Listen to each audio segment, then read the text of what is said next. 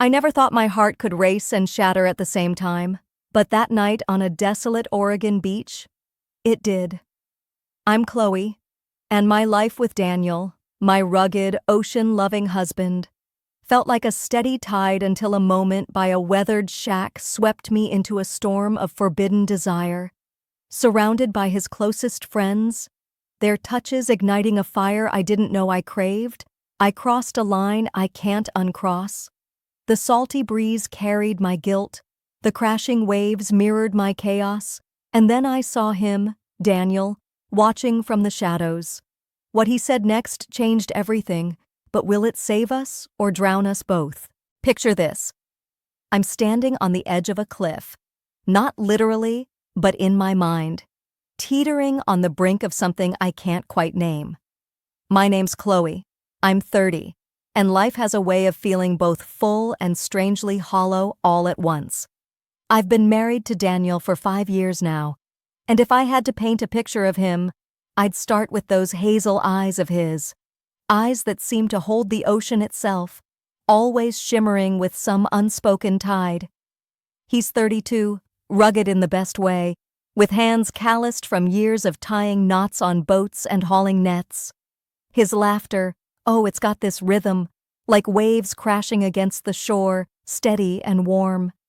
He's kind-hearted, the kind of man who'd give you the shirt off his back without a second thought, but his true love? That's the sea. It's been the heartbeat of our summers, pulling us to the coast whether I'm in the mood for sand between my toes or not. I'm more of an inland soul, craving the quiet of forests over the endless roar of the ocean, but for Daniel, I go. Always. Then there's his crew, the friends who've become family over the years, the ones who tag along on these coastal escapes. First there's Ryan, 31, with a sly grin that could charm the barnacles off a ship. He's got a way with words, spinning tales by the campfire that keep us hanging on every syllable, even when we know half of it's made up. Then there's Ethan, 29, the quiet one, always a little apart from the noise, sketching in the sand with a stick or just staring out at the horizon like he's solving some puzzle no one else can see. His thoughtfulness is a contrast to Marcus, 33, who's all energy and volume, the life of every gathering. His jokes boom over the beach, loud enough to drown out the gulls, and his enthusiasm is infectious, even when you're not in the mood to match it. Our latest trip took us to a secluded stretch of coast in Oregon, a place where the world seems to drop away. The sand there stretches on forever, golden and untouched, kissed by a salty breeze that tangles my auburn hair into knots I'll spend hours undoing later. The air is sharp with the scent of brine, and the distant cry of seagulls feels like a soundtrack to something timeless. It's beautiful, almost too perfect, like a painting you can't quite believe is real. Our days there are lazy, filled with sprawled-out sunbathing, the thwack of a volleyball against sunburned hands, and barbecues by the shore where the smoke mixes with the sea mist. The nights, though, they carry a different kind of magic. Sitting close around a flickering fire, the heat of it mingling with the cool ocean air, sharing stories and stolen glances under a sky pricked with stars. There. As the day started to fade on that secluded Oregon beach, the exhaustion from hours of swimming and laughing with the crew settled into my bones. We'd spent the whole afternoon diving into the chilly waves, splashing each other like kids, and now, as the sky turned a deep fiery orange, we gathered around a crackling bonfire. The smoky scent of burning driftwood filled the air, curling around us like a memory I knew I'd carry long after this trip was over.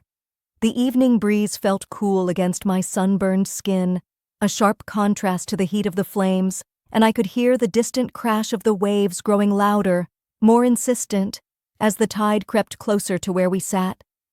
It was one of those moments that felt suspended in time, where the world seemed to hold its breath, and yet, beneath the calm, there was a quiet tension I couldn't quite place. I was leaning back on my elbows, the rough sand sticking to my arms, when Daniel shifted closer to me. His hand brushed mine, a small, deliberate touch that sent a familiar warmth through me despite how tired I was. He leaned in, his voice low and soft, almost a whisper against the crackle of the fire. "Hey, Chloe, how about a walk? Just us. Let's catch the last of that sunset down by the shore."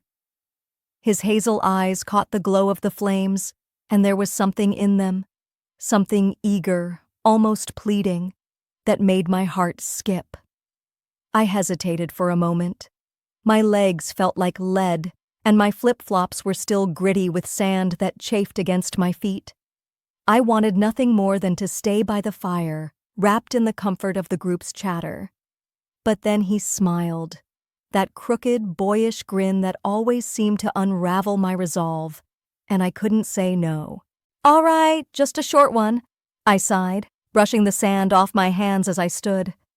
We excused ourselves from the group, and Ryan shot us a playful wink, his sly grin saying more than words ever could. Ethan barely looked up from his sketchbook, his pencil scratching away at some intricate design in the fading light, lost in his own world as usual. Marcus, of course, couldn't resist a jab, his voice booming over the fire.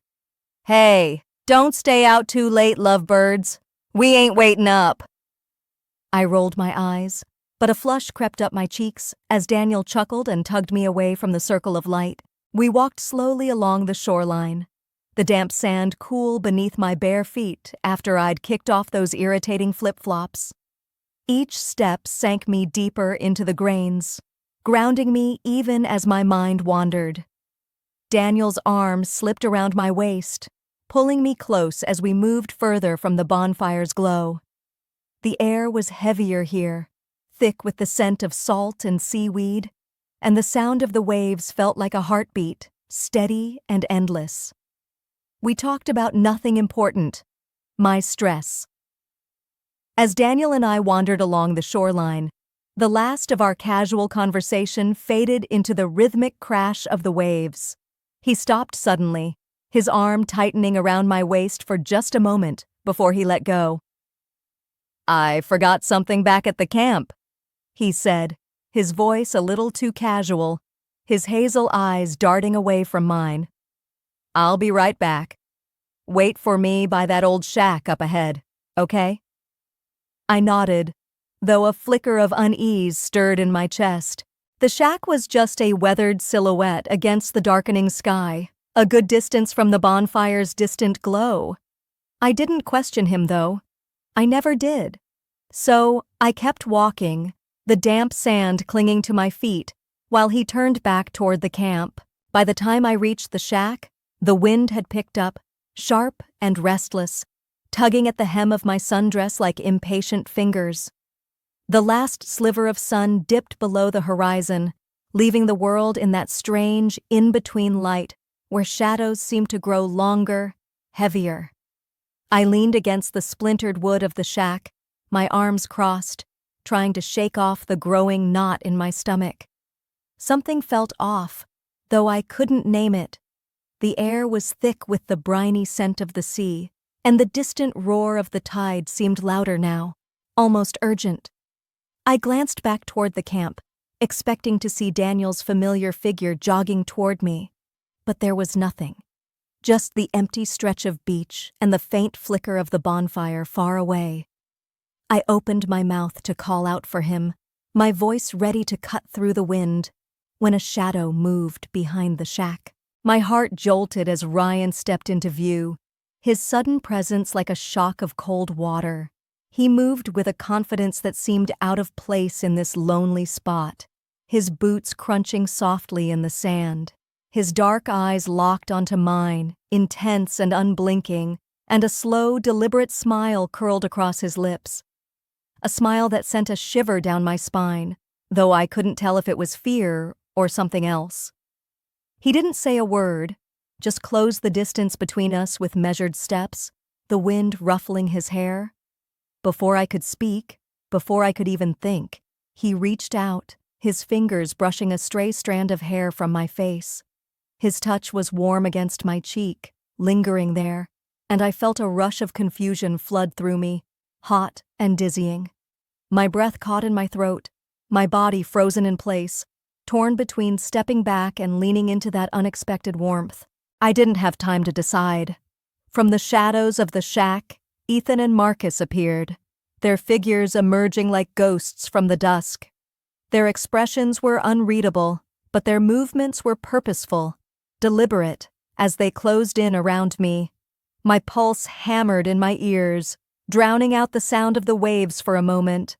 Ethan's hand brushed my arm, light but firm, while Marcus's fingers grazed my shoulder, then slid to the small of my back.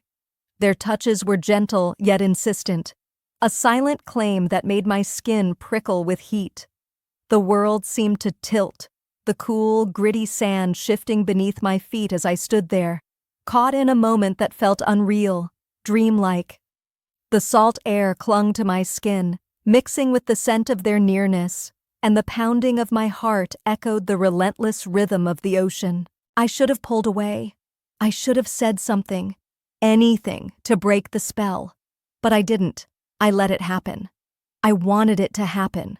The thrill of it, the forbidden edge of it, coursed through me like wildfire, burning away the guilt that tried to claw its way to the surface.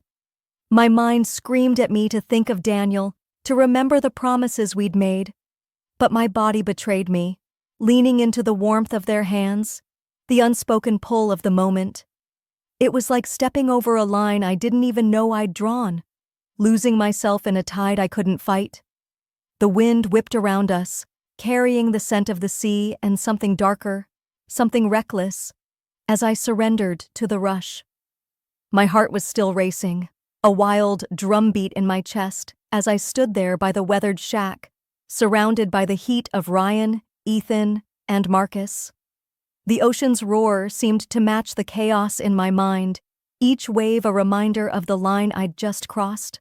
The night had deepened, the sky now a canvas of indigo, pierced by the first faint stars. The air was heavy with salt and tension, and I could barely breathe, caught in the web of their nearness, their touches still lingering on my skin like echoes of a forbidden melody. I was lost in that haze, that dangerous pull, when a shadow shifted in the distance, a figure stepping into view against the darkening horizon. A jolt of pure panic shot through me, sharp and cold, slicing through the warmth that had enveloped me moments before. It was Daniel, my Daniel. His silhouette was unmistakable, framed against the vast expanse of sky and sea, the waves behind him glowing faintly under the emerging starlight. My hands dropped to my sides, trembling, as the comforting presence of Ryan, Ethan, and Marcus seemed to fade, their warmth replaced by a chilling dread. I braced myself, my body tensing for the storm I was sure would come. His anger, his hurt, the raw betrayal I knew I deserved. I could already imagine the pain in his hazel eyes, the way his voice would crack when he demanded answers I didn't have. My stomach churned, guilt rising like bile in my throat, and I took a shaky step forward, ready to face the wreckage I'd caused. But as he came closer, something stopped me dead in my tracks. There was no rage in his expression, no fury twisting his features. Instead, his face was calm, almost eerily so, his hazel eyes meeting mine with a quiet, serene acceptance that I couldn't comprehend. My breath hitched, my mind scrambling to make sense of what I was seeing. He stopped a few feet away, the wind tugging at his worn jacket, and gave a slow, deliberate nod, as if he'd already made peace with something I hadn't even begun to understand. His lips parted, and when he spoke, his voice was steady, low, cutting through the sound of the waves like a lifeline I didn't know I needed. "Keep going," he said, the words hanging in the air between us, heavy with a meaning I couldn't grasp. I blinked, my mouth falling open, disbelief crashing over me like the tide. Keep going? What did he mean? I searched his face, desperate for any hint of sarcasm, of hidden pain, of anything that would tell me this was a cruel jest or a mask for his true feelings. But there was nothing. Just that quiet gaze, steady as the ocean he loved so much, watching me with an intensity that made my skin prickle. My thoughts spun, a whirlwind of confusion and guilt, as I stood there, rooted to the sand. Was this permission? Resignation? Some kind of test I didn't understand? I couldn't tell, and the uncertainty gnawed at me, tearing at the edges of my already fraying resolve. Beside me, Ryan let out a soft chuckle, the sound low and almost intimate, breaking the suffocating silence. His hand brushed my arm again, a fleeting touch that sent a shiver through me, as if he were testing the waters, seeing how far this strange moment would carry us. I caught a glimpse of Ethan and Marcus exchanging a glance, their expressions unreadable in the dim light, a silent conversation passing between them that I wasn't privy to. My chest tightened, my heart caught in a vice between what I'd done, what I wanted, and what Daniel's words seemed to allow. The guilt screamed at me, a relentless voice in my head begging me to stop, to run to him, to fall to my knees and plead for forgiveness. I could still feel the weight of our vows, the promises we'd whispered under a different sky, in a different life. I wanted to erase the last few minutes, to rewind time and choose differently, to be the wife he deserved. But my body had other ideas. It responded to Daniel's words, to that unspoken invitation in his gaze as if it were a tide pulling me under, deeper into a current I couldn't escape. I stood there, frozen for a heartbeat, my mind a storm of conflicting emotions. But then I let go. I surrendered to the moment, to the surreal intensity of it all, as if I were stepping into a dream I couldn't wake from. Ryan's touch grew bolder, his fingers tracing patterns on my skin that sent electric shivers through me, a silent promise of something more. Ethan's presence was quieter but no less commanding, his hand steady on my arm, grounding me even as my thoughts spun out of control. Marcus, with his usual energy now focused and intense, let his touch linger in a way that spoke volumes, a warmth that seeped into my very core. And all the while, Daniel watched, his hazel eyes unwavering, a lighthouse in the chaos of my mind, guiding me into uncharted waters with a calm I couldn't fathom. The sensory overload hit me like a wave breaking over the shore. I sank to my knees, the rough texture of the sand biting into my skin, a gritty reminder of where I was, of the reality I was both escaping and drowning in. The salty tang of the ocean breeze stung my lips, mixing with the heat of breath against my neck, a contrast that made every nerve in my body come alive. Skin against skin, the warmth was intoxicating, a forbidden dance that pulsed with the distant, rhythmic crash of the waves, a sound that mirrored the tumultuous chaos in my mind, each crest and trough echoing the push and pull of my emotions. My sundress clung to me, damp with sea mist and the heat of the moment, the fabric a flimsy barrier against the raw energy surrounding me. Every touch, every brush of contact felt amplified, like the world had narrowed to just this stretch of beach, just this heartbeat of time where nothing else mattered. Shame and exhilaration twisted together inside me, a knot I couldn't untangle. I stole glances at Daniel, each look deepening the complexity of what I felt. His calm acceptance was a blade sharper than any anger could have been. If he had shouted, if he had stormed toward me with hurt in his eyes, I could have understood it, could have braced for the fallout. But this quiet, this steady gaze, unraveled me. It was as if he saw every part of me, every hidden desire and buried doubt, and instead of turning away, he stood there, an anchor in the storm I'd created. My chest ached with the weight of it, with the guilt that clawed at me even as my body reveled in the forbidden thrill. How could I feel so alive and so broken all at once? How could his silence be louder than any words? Time seemed to blur, the night wrapping around us like a cocoon, sealing us in a world apart from reality. The indigo sky deepened, stars piercing through like tiny witnesses to my unraveling. The ocean's song grew distant, or maybe I just stopped hearing it, lost in the haze of sensation and emotion. My breath came in shallow gasps, my heart a wild thing caged in my ribs, as the intensity built to a crescendo I couldn't control. It was like riding a wave, knowing it would crash eventually, but being powerless to stop it. And then, slowly, inevitably, exhaustion crept in, pulling me back to the shore of reality. The heat faded, replaced by a coolness that settled over me like a shroud, the weight of what had just happened pressing down on my shoulders. An awkward silence fell over us, heavy and suffocating. Ryan stepped back, his satisfied smirk catching the faint starlight, a look that made my stomach twist with a mix of regret and lingering heat. Ethan avoided my eyes entirely, his gaze fixed on the sand as if he could erase the last few minutes by sheer will. Marcus muttered something under his breath about heading back to the bonfire, his usual boisterous tone subdued, almost sheepish, as he turned away. I stood there, my sundress wrinkled and dusted with sand, clinging to my skin in a way that felt like evidence of my choices. My heart pounded, each beat a reminder of the line I'd crossed, of the wreckage as I stood there, the weight of the night pressing down on me like a heavy fog. Daniel's gaze never wavered.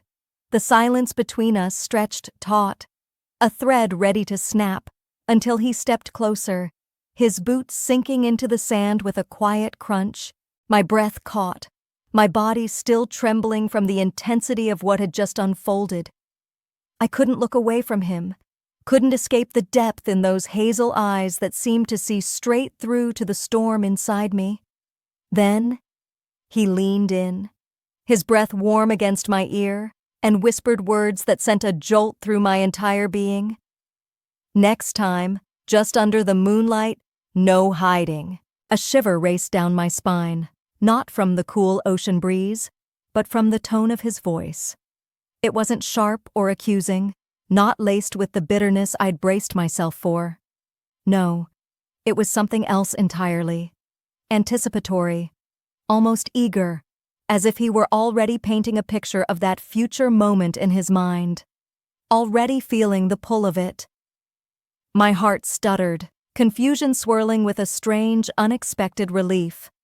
What did he mean by next time? Was he truly okay with this, with what I'd done, with the way I'd let myself be swept away? I searched his face for answers, but all I found was that same calm, that same steady ocean in his eyes, reflecting a depth I couldn't fathom. His arms came around me then, pulling me into an embrace that felt both achingly familiar and startlingly foreign after the whirlwind of the past hour. I pressed my cheek against his chest, hearing the steady thrum of his heartbeat beneath his worn jacket, and for a moment, I let myself sink into it. But even as I did, my mind raced. How could he hold me like this, as if nothing had changed, when everything felt so irrevocably different? My skin still tingled with the memory of other touches, my heart still heavy with the guilt of my choices, and yet here he was, grounding me in a way I didn't deserve. We started walking back toward the bonfire, our steps slow and measured, the damp sand cool beneath my bare feet. The silence between us wasn't hostile, but it carried a weight, a density that pressed against my chest with every breath. In the distance, I could hear the faint laughter of the group, Ryan's sly chuckles, Marcus's booming voice, Ethan's quieter murmurs, sounds so carefree, so untouched by the storm that had just raged within me. It was a stark contrast to the heaviness of the night, to the unspoken questions that hung between Daniel and me like a thick sea mist. I stole a glance at him, his profile sharp against the indigo sky, and wondered what he was thinking. Did he feel the same turmoil I did, or was his calm as genuine as it seemed? As we neared the flickering glow of the fire, my thoughts churned like the restless waves behind us. I'd betrayed him, hadn't I? I'd crossed a line I never thought I'd even approach, let alone leap over with such reckless abandon. And yet, his reaction, his quiet acceptance, his whispered words, hinted at something I hadn't expected. It wasn't just forgiveness. It was almost as if he'd welcomed it, as if he'd seen a part of me I'd kept buried and wasn't afraid of it. That thought unnerved me more than any anger could have. And worse, I couldn't deny the truth that clawed at the edges of my mind. I'd liked it more than I should have. The thrill, the forbidden rush, the way it had made me feel so alive. It was a current I hadn't known I craved until I was already drowning in it. We settled back by the bonfire, the heat of the flames a sharp contrast to the cool night air that still clung to my skin.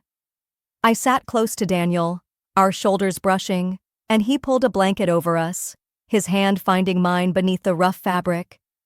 His fingers squeezed gently, a silent gesture that felt like a secret shared, a tether between us while the world around us carried on, oblivious. I glanced at Ryan across the fire, his dark eyes. Don't forget to subscribe, like, and comment if you enjoyed this story. This will help us create more engaging stories for you.